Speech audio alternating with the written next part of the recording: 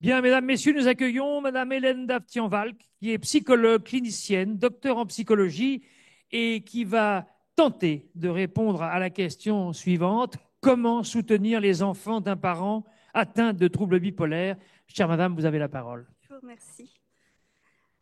Bonjour et merci à l'association Argos d'aborder cette question des enfants. Il m'a été demandé de porter ici un peu, de me placer un peu de la place des enfants. Donc, je m'appuie pour ça sur bon, en fait, je crois que ça fait 25 ans que je dis que la psychiatrie adulte concerne aussi des enfants.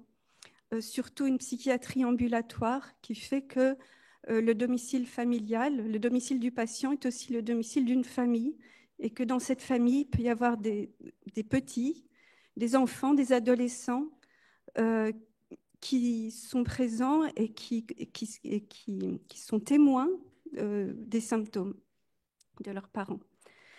Je m'appuie là-dessus aussi parce que je pense que c'est important de situer la question de la parentalité, cette parentalité-là, dans la question de la parentalité de droit commun. Moi, j'ai été responsable pendant plusieurs années d'une maison des parents pour une ville du 93. Et donc, je crois que c'est important de se dire qu'au XXIe siècle, il y a beaucoup de questions que se pose n'importe quel parent et que, bien sûr, il faut situer ça là-dessus et articuler ce qu'on va dire là à ces espaces de droit commun qui sont aussi des espaces accessibles aux parents qui ont des troubles bipolaires. Donc, je viens avec une double casquette, je viens juste avec une double casquette, une AFAM, où j'ai ouvert une consultation d'accompagnement parental et une communauté de pratique que j'anime, Étincelle Co, qui est une communauté de pratique franco-belgo-suisse québécoise où, où on se rassemble tous les mois dans cette communauté de pratique. On articule le savoir expérientiel intergénérationnel, c'est-à-dire celui des enfants, des grands-parents, le savoir académique et l'expertise professionnelle pour réfléchir autour de ces thématiques. Donc, je reprends le questionnaire parent où moi je l'ai, du coup, merci de me l'avoir envoyé hier, du coup je l'ai lu en me positionnant en tant qu'enfant. Hein. Et donc, il étaient évoquées trois situations. Les situations de parents qui connaissent leurs troubles avant de devenir parents. Donc, je les ai articulées versus enfants. Hein. C'est-à-dire qu'il y a des enfants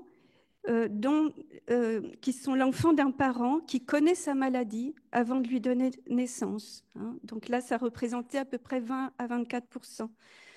Ou d'un enfant d'un parent qui découvre sa maladie autour de sa naissance, 2 à 6%.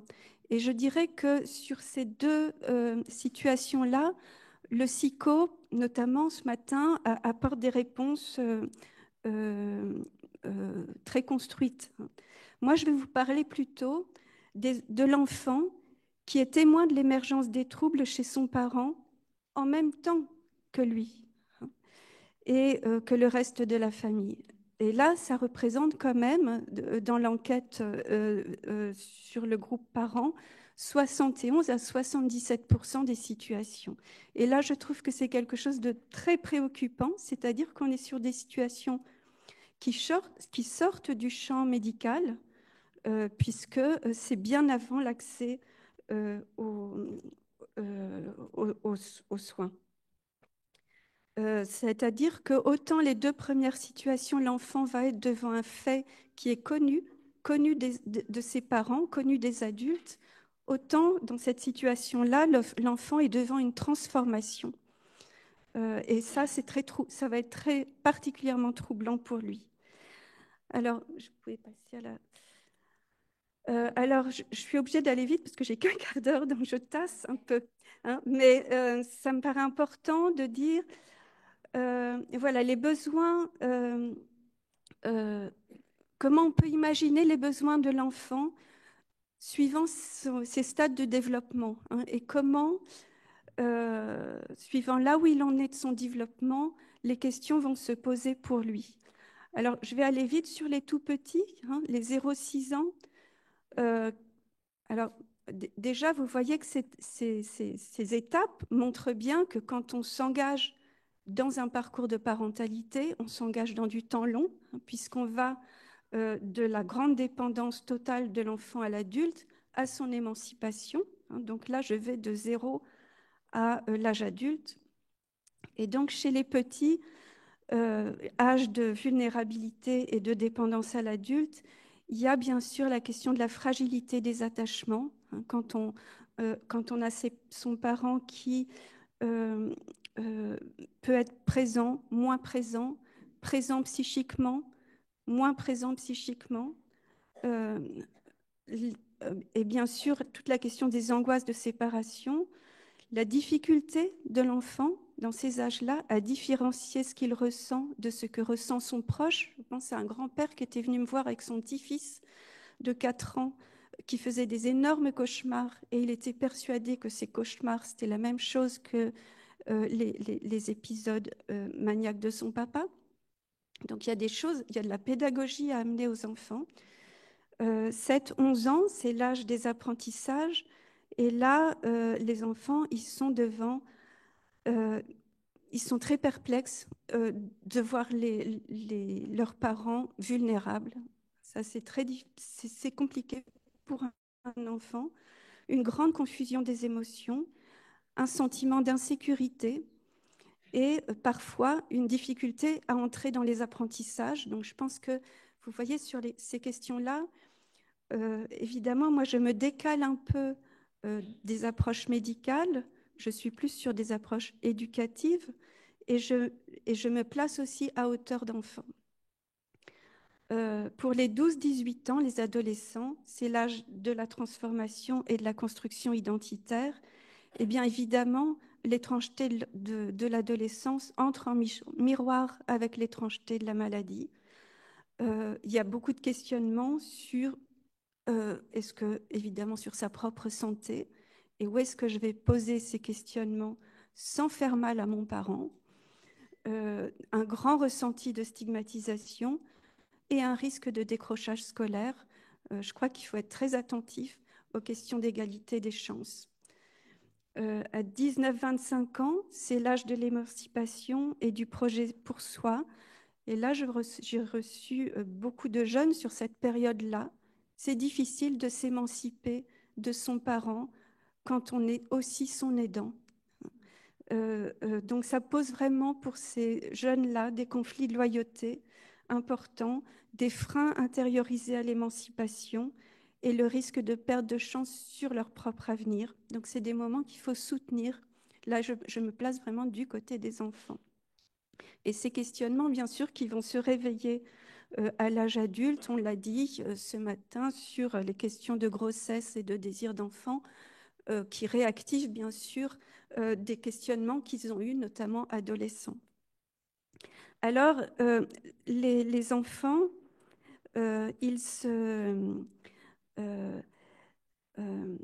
c'est assez documenté. Moi, je travaille notamment beaucoup avec le docteur Frédéric Van Leven en Belgique, qui a créé des espaces familles dans les hôpitaux psychiatriques, dans 4 hôpitaux psychiatriques en Belgique, et qui a écrit ce livre que je vous conseille parce qu'il est complètement dans le sujet d'aujourd'hui, Grandir avec des parents en souffrance psychique.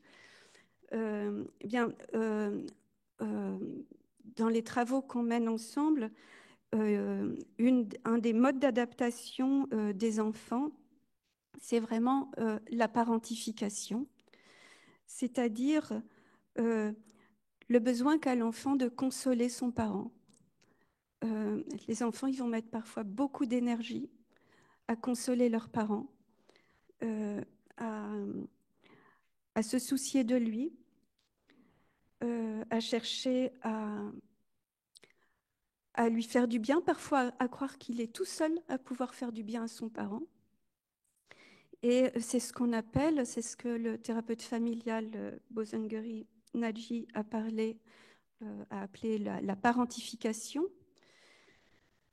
Alors je le cite, l'essence de la... Alors, il dit lui-même, hein, la parentification, ça peut être quelque chose de positif pour l'enfant parce que c'est assez narcissisant d'aider son parent. Mais ça peut aussi avoir des effets délétères si on pousse l'enfant à en faire trop. Donc, il dit, l'essence de la parentification destructrice est une obligation filiale de l'enfant dans le sens d'un renforcement et d'une exploitation de sa disposition envers ses parents. Donc, si on pousse trop les enfants dans cette place-là, là, on peut avoir des effets délétères. Et c'est pourquoi moi, en tout cas, et à l'UNAFAM, nous n'utilisons pas le terme jeune aidant. Vous savez que il y a quand même un plan, le plan stratégique des aidants familiaux gouvernemental, puisqu'on se rend bien compte que notre système de santé, pour fonctionner, il a besoin des aidants familiaux. Et ben maintenant, dans ce plan, il y a un volet jeune aidant, c'est-à-dire que non seulement on a besoin des aidants familiaux adultes, mais que on considère qu'il faudrait que les enfants, en tout cas c'est comme ça qu'ils sont qualifiés, de jeunes aidants. Donc nous, à l'UNAFAM, on a pris la position de les appeler des jeunes proches. Ils sont jeunes et ils sont proches. Et l'aide qu'on a à leur apporter, l'attention à leur apporter ne doit pas être conditionnée à l'aide qu'ils apportent ou qu'ils n'apportent pas. Ça me paraît important en termes de prévention de leur santé mentale. Passer. Donc, comment aider mon enfant? Je vous ai fait quelque chose d'assez ramassé, mais je pense que objectiver ce qui se passe. Parce que si on n'objective pas ce qui se passe, si on ne fait pas comprendre à l'enfant qu'on reconnaît qu'il est dans cette situation, l'enfant, pour faire face à ce vide, hein, s'il est dans un vide, dans cette situation qu'on ne lui explique pas, il va construire des scénarios dont il est le centre, parce que les enfants, ils sont toujours le centre de leur histoire. Et donc, moi, j'ai entendu beaucoup d'enfants qui me disaient « c'est à cause de moi que maman est repartie à l'hôpital ». C'est à cause de moi si papa a rechuté. Donc ça, je pense, c'est vraiment des choses extrêmement importantes à déconstruire très vite chez les enfants. Autoriser les questionnements, trouver les mots pour lui donner des clés de compréhension dont il a besoin. Je vous présenterai un site qu'on est en train de sortir avec la communauté de pratique où vous trouverez une médiathèque et des supports pour ça. Et puis, s'intéresser au savoir expérientiel de son enfant. Les enfants, ce pas des idiots. Hein. C'est pas parce qu'on leur dit pas qu'ils n'ont pas compris. C'est pas parce qu'on leur dit pas que ils vont pas essayer, eux, de comprendre ce qui se passe. Hein. Et donc, je pense à une question. Moi, j'utilise beaucoup les approches phénoménologiques pour m'approcher des enfants. Et je leur dis, par exemple, à quoi tu comprends que ta maman ne va pas bien? Je pense à un petit garçon de 5 ans qui me dit, bah moi, c'est quand maman, elle rate tous ses gâteaux. Donc, vous comprenez qu'à partir de cette observation très fine d'un enfant, il y a des choses évidemment qu'on peut lui amener en termes d'information. Oui, si ta maman, elle rate tous ses gâteaux, c'est donc peut-être qu'elle perd la notion du temps, qu'elle l'oublie dans le four. Vous voyez? Et donc, il faut d'abord valider les ressentis des enfants, valider leurs observations. Ça les soulage énormément quand on fait ça. C'est vraiment pour moi de la prévention santé mentale de base. Hein, et arrêter de faire comme si ils vont s'adapter tout seuls à cette situation. Et puis, je crois aussi qu'il faut s'autoriser des pauses relationnelles quand le niveau émotionnel est trop fort. Et des pauses relationnelles de façon non stigmatisante, ni pour le parent, ni pour l'enfant qui en a besoin. Moi, j'ai accompagné des enfants à oser dire à leurs parents qu'ils avaient besoin de prendre de la distance et organiser, par exemple, d'aller en pension. Voilà, ça m'est arrivé parce que parfois, le climat émotionnel est trop fort pour l'enfant.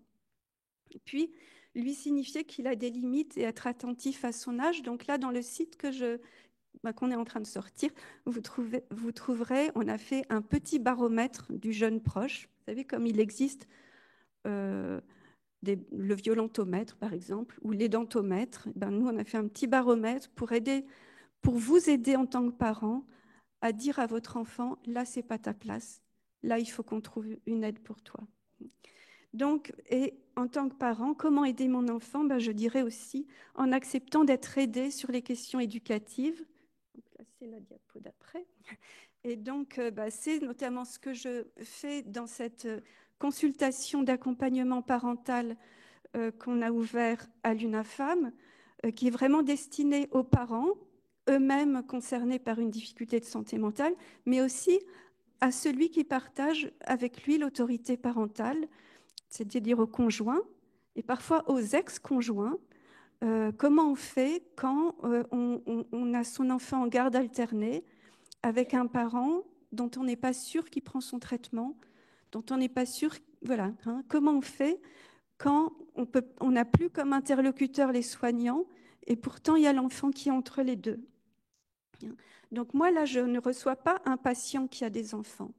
Je reçois un parent qui a une difficulté de santé mentale. Je pense que cette différenciation est très importante pour que les parents puissent s'approprier cet espace. Et bien sûr, dans cet espace, je les aide sur ce que je viens de décrire, hein, donc prendre en compte les effets de sa maladie sur sa façon d'exercer son rôle parental, repérer aussi ce qui a pu être traumatisant pour l'enfant. Je crois que c'est quand même important parfois de nommer qu'il y a des enfants qui assistent à des épisodes de crise traumatisantes et qu'on ne peut pas juste faire une entrée à l'hôpital du parent et une sortie sans rien. Il y a vraiment une pédagogie, je le redis, sur ces questions-là. Aider le parent à se situer dans les relations avec les coéducateurs de son enfant, c'est-à-dire la crèche, l'école. C'est parfois super dur hein, quand on a peur d'être vu comme parent avec un trouble dans ces espaces-là. Et aussi être aidé pour accéder à ces droits, les droits de lien commun et les droits en lien avec la vulnérabilité. On a parlé ce matin de la PCH parents, la prestation compensation handicap pour les parents. Je crois qu'il faut qu'on milite. Moi, je fais partie du comité parentalité handicap, qui est un comité interassociatif avec l'APF, avec tous les gros handicaps. Comment se fait-il que quand on a un handicap psychique, on ne puisse pas avoir accès à la PCH parents? Je pense que là, il y a vraiment quelque chose sur lequel il faut qu'on milite pour porter ça. Voilà, vous pouvez passer à la diapo d'après. Donc, la prestation de compensation du handicap pour les parents. Donc, c'est une prestation aide humaine. Et donc, là, actuellement, c'est une prestation qui est assez récente, hein, donc elle est peu connue. Oui, non, non, mais pas la PCH. Voilà. Mais je ne suis pas spécialiste des prestations sociales, hein. Je dis juste qu'il y a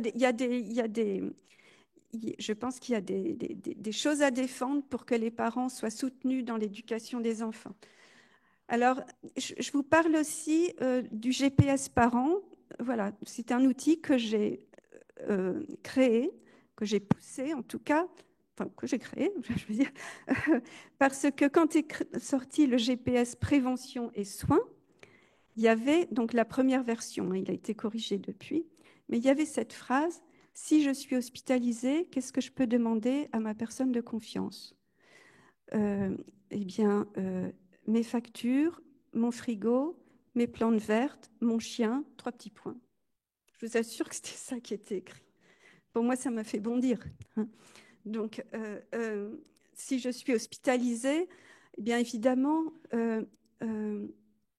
pouvoir anticiper avec mon enfant ce qui va lui arriver si jamais je suis hospitalisée, à qui je vais le confier, qu'il le sache, qu'il sache qu'il n'est pas balancé chez la tante machin sans être préparé. Ce qui m'a fait travailler sur cette question-là, c'est une petite fille de 9 ans qui a été placée dans un foyer de protection de l'enfance le soir de l'hospitalisation de sa maman, sans aucune explication ni à l'arrivée dans ce lieu de protection de l'enfance, ni à la sortie, où elle allait retrouver sa maman 3 mois après, voilà, sans rien. Donc vous voyez qu'il y a vraiment des choses à travailler. Et donc je pense que cet outil, je vous le recommande chaudement, le GPS parent, remplissez-le en même temps que vous remplissez votre GPS prévention et soins, pour que si ça arrive, là aussi, ce n'est pas parce qu'on anticipe qu'on prédit, il peut aussi ne jamais y avoir d'hospitalisation, mais si ça arrive, euh, euh, euh, vous faites du bien à votre enfant et vous vous faites du bien aussi parce que vous baissez votre niveau d'anxiété. Ça, c'est aussi un groupe de patients en Suisse que j'ai rencontré, un groupe de patients qui s'était constitué vraiment autour de la parentalité. Et eux, ils ont fait bouger les livrets d'accueil, je crois que c'est dans le canton de Lausanne, les livrets d'accueil de l'hôpital psychiatrique. Demandez-nous, quand on arrive, si on a des enfants, demandez-nous si on est tranquille par rapport à là où ils sont. Posez-nous cette question-là. Voilà, et donc là, donc c'est ma dernière diapo, puisque c'est tout frais. Donc c'est une association qui vient de se créer, qui porte une communauté de pratique professionnelle et expérientielle sur cette thématique-là. C'est une communauté de pratique qui existe déjà depuis 3 ans, hein, mais on la porte comme ça maintenant, et qui rassemble vraiment des expériences menées en Belgique, en France, en Suisse. Donc notamment, en fait, je sais pas si, voilà, moi j'ai créé le dispositif Les Funambules, hein, qui est maintenant développé par l'œuvre Falleret. Mais quand j'ai créé Les Funambules, je suis allée voir ce qui se passait en Suisse. Et en Suisse, il y a un service qui est très intéressant qui s'appelle le Biceps, qui est vraiment fait pour que des enfants de parents malades puissent avoir du soutien dans un lieu tiers qui n'est pas forcément un lieu de dépistage précoce. Parce que moi, je suis tout à fait pour le dépistage précoce, mais il faut juste faire attention que parfois, pour les enfants, le dépistage précoce va amener pour eux de la désignation précoce et qui vont avoir du mal à décoller ça. Donc, je pense intéressant de toujours être attentif aux effets qu'induit une certaine approche pour pouvoir la compenser par une autre. Hein. Donc, voilà, c'est comme ça que je me positionne en tant que psychologue, bien sûr. Voilà, je vous remercie. Pardon.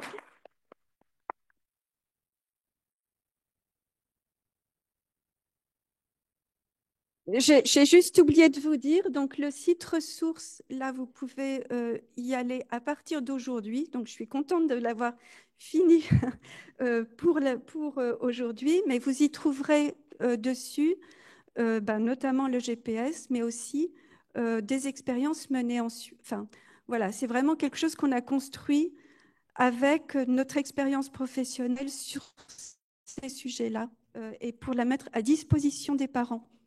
Merci beaucoup, chère madame. Nous avons une question au webinaire. Émilie. Oui, nous avons sur le webinaire une question qui concerne un peu l'ensemble de l'après-midi. Comment amener un enfant qui, quelque part, sait qu'il a un trouble bipolaire à se rapprocher de ces sujets?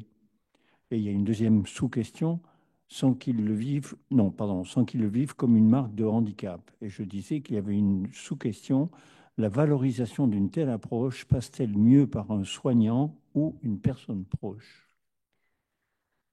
Alors, moi, dans la communauté de pratique Étincelle Co, il y a une association qui s'appelle la Pause Brindille. La Pause Brindille, en fait, fait un travail assez phénoménal d'aller vers les jeunes, sur les réseaux sociaux notamment. Et c'est de la paire et danse entre jeunes. Et peut-être que ça peut être une voie et comme on est en lien avec eux derrière, c'est parfois une lien, enfin, vous le savez, on le sait tous maintenant, rencontrer quelqu'un qui a vécu ou qui vit quelque chose de similaire à soi aide dans la prise de conscience. C'est pareil pour les jeunes en fait. Et les injonctions à consulter pour les jeunes, ça ne marche pas. Enfin, voilà. Je suis psy et je le sais. C'est-à-dire, va voir un psy. Si c'est le parent qui le dit, en général, ça, hein. Donc il faut trouver des chemins différents. Et je pense que vraiment la pause brindille, les funambules, c'est vraiment des espaces tiers intéressants pour ça. Merci beaucoup. Est-ce que quelqu'un veut poser une question dans la salle? Non, pas pour le moment. Vous voulez faire un commentaire? Non, je suis assez d'accord avec ce que vous disiez sur comment on amène un jeune à des soins. C'est toujours une question extrêmement difficile. Soit la personne a conscience des choses et ça va assez facilement, soit la personne est plutôt en train de se méfier des soins psychiatriques. Alors, évidemment, plus on déstigmatise la psychiatrie, plus on en parle, une maladie comme une autre, plus on va lever le tabou, mieux ça va aller. Mais je pense que c'est pas toujours simple. Et ce qu'il faut éviter, c'est d'être dans un affrontement en fait autour de cette question-là. Plus il y aura d'affrontements en disant mais si tu es malade, tu vois bien, etc. Faut que plus il va y avoir une réticence de l'autre côté. Et donc il faut trouver souvent le levier. Ça peut être d'ailleurs un levier qui est complètement anodin, mais c'est bon, finalement, je refuse de dire que j'ai des symptômes, mais je suis fatigué. Ah, tu es fatigué? Bah, qu'est-ce qu'on pourrait faire pour ta fatigue? Bah, je sais pas, je me disais peut-être que je pourrais prendre des vitamines.